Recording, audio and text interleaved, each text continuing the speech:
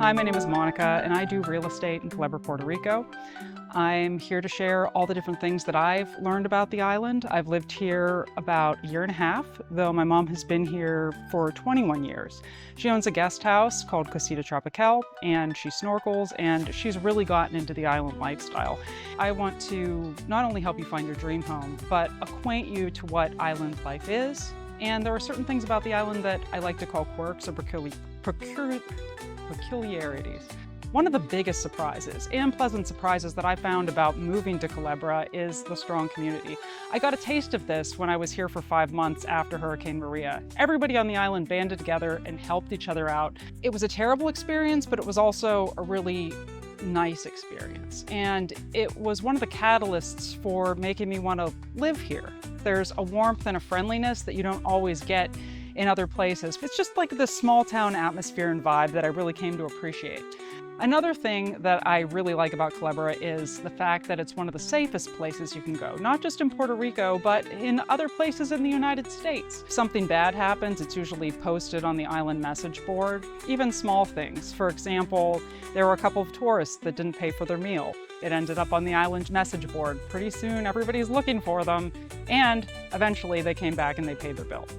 Now, it's no surprise that Puerto Rico has faced certain infrastructure challenges. Culebra receives its water and power from the Big Island. Actually, it goes from the Big Island to Vieques, which is another island off the coast of Culebra. It's part of the Puerto Rican archipelago, and then goes to Culebra. And that is another positive thing about Culebra because it is smaller. It's easier to fix. Also, Culebra has a giant generator in town that can give most of the community power. It does run on diesel, so it is contingent on us getting diesel.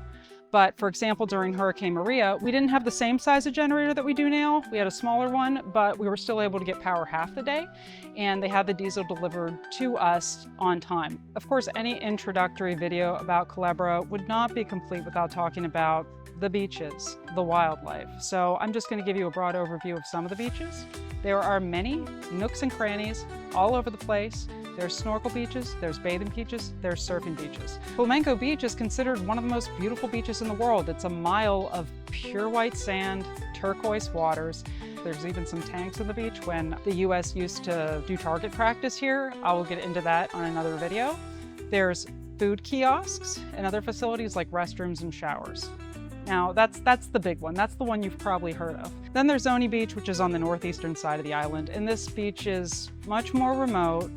Most of the people that go there usually live around there. You won't see as many people. It's not quite as big as Flamenco, but it's just as beautiful. Clear turquoise waters. The current's a little bit rougher. There's no lifeguards or facilities, so make sure to be careful. Two other beaches that are a little more out of the way are Brava Beach and Resaca Beach. Brava apparently means fierce in Spanish. I'm still learning Spanish. In order to get there, you need to hike about 20 to 30 minutes on a pretty wide trail.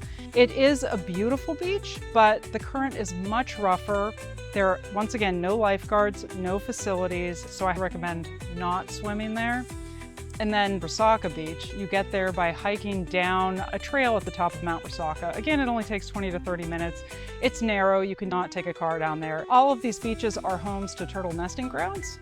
So you might see certain areas roped off where sea turtles have laid their eggs and the young are going to go into the sea. When you go to these beaches, especially the more remote ones that don't have facilities, pick up your trash, take it with you. Let the place stay pristine and beautiful as possible.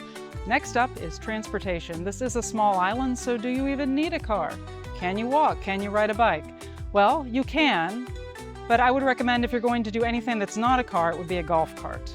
Lots of people take golf carts. If you rent here, you will also see golf carts for rent. Now, most of the time they're not as rugged. You're not going to want to take your golf cart all the way from Zoni to Flamenco and things like that. But if you live in town and if you're just driving around the area, a golf cart is more than adequate. My mom drove a golf cart for over 10 years. Now she has an electric golf cart that she plugs into the house. The plus about golf carts is that they are cheaper to buy new, And just the fuel efficiency is out of this world. Of course, if you want to go to the Big Island, it's a good idea to have a car. If you register it in Culebra, then you can put it on the cargo ferry. The cargo ferry runs every single day at many different hours. So you can go to Costco, you can go to Walmart, you can pick up things that you might need. You can also explore because there are many incredible things over there that you're just doing yourself a disservice not to see. It might even behoove you to get a four-wheel drive vehicle because some of the hills in Puerto Rico get really, really steep and some of them aren't paved. And if you want to see things, it's just a good idea to know this in advance.